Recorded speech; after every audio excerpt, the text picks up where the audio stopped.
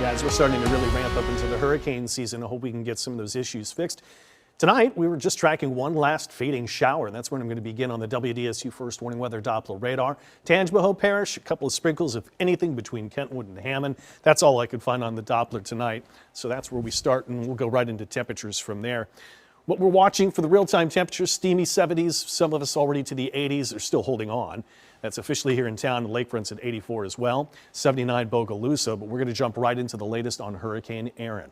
10 o'clock update, still a major Category 3 and a very large storm. Earlier today, looked about 600 miles is the size of the storm in diameter, still lashing Turks and Caicos. Now, the hurricane force winds only extend out 80 miles, but the tropical storm force winds are at least a couple hundred miles in the extension from the center.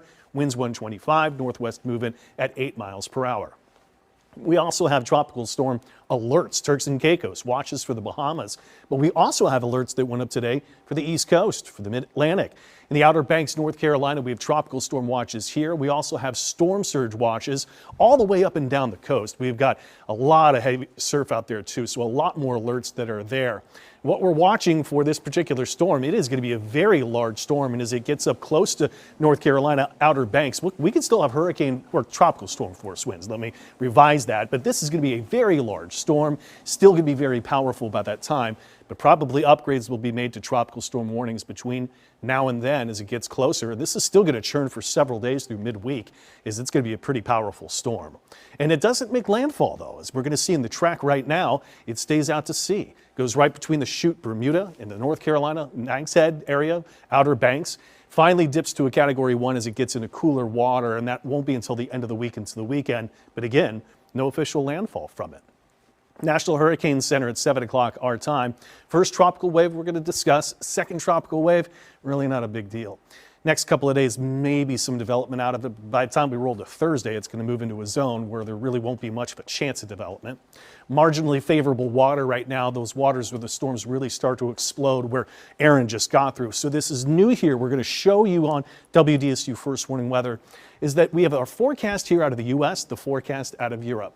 There's the Lesser Antilles, South America, that's Puerto Rico. You can see this system's wrapping up. It doesn't look that intense though. And the similar forecasts are showing that by the time we go to Thursday, Friday, okay, but by the time we get into the weekend, here's where the differences start to show. The European forecast wants to take more of an Erin route out of that system. The forecast here out of the U.S. wants to take it through the Greater Antilles. So we still have a long ways to go. And this is Monday of next week. And you can still see that's Bahamas or maybe to the East Coast. So it's a long time to get to, and we will be tracking every new piece of data. 40% chance of widely scattered storms tomorrow, but it's about the heat. 90 to 92, 94, 95, 96. Could feel like 107, maybe as hot as 108. Heat advisory kicks in. This goes from 10, goes till 7. And again, for pretty much everybody in southeast Louisiana, the exception is the coast. We do it all over again on Wednesday. And of course, we're going to make these impact days, or at least Tuesday will be for the advisory that's officially there. We'll wait until we see if the advisory is issued Wednesday, if it's another impact day. Storm coverage picks up, though, by the end of the week, into the weekend. Temps go down a bit.